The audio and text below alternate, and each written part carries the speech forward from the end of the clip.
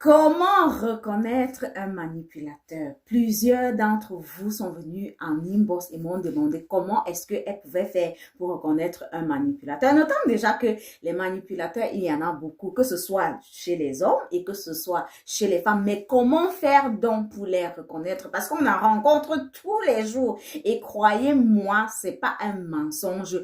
Tous les manipulateurs ont les mêmes signes. Ça veut dire qu'ils ont les mêmes comportements. Donc, le premier signe qu'il faut déjà observer, c'est le mensonge.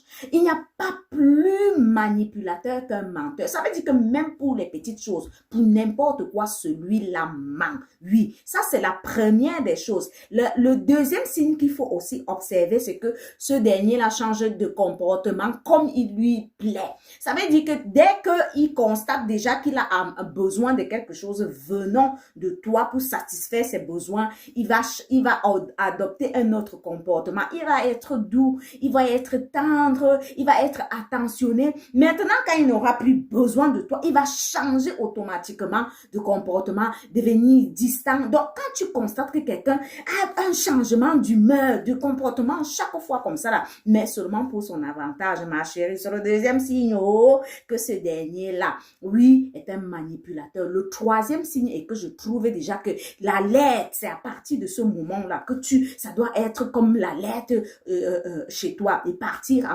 en courant. C'est l'isolement.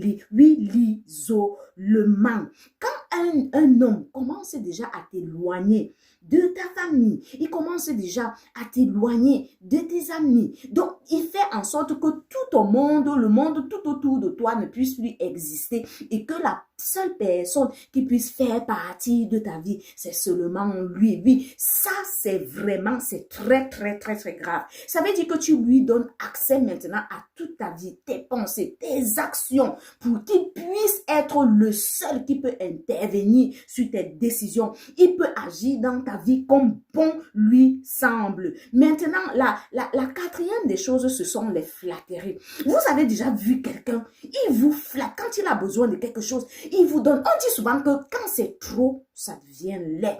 Quelque chose qui est trop parfait, qui est un peu trop, il faut suspecter. Il te fait des flatteries. Oh ma chérie, tu es très belle, tu es ceci, tu es la femme la plus forte, tu es ceci. Au final, pour venir tomber dans, est-ce que tu peux me prêter quelque chose? Je ne veux pas que tu fasses ceci, je ne veux pas que tu fasses cela.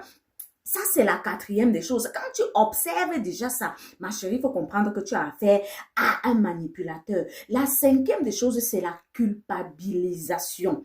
Donc, il fait à chaque fois il s'est mal comporté, il fait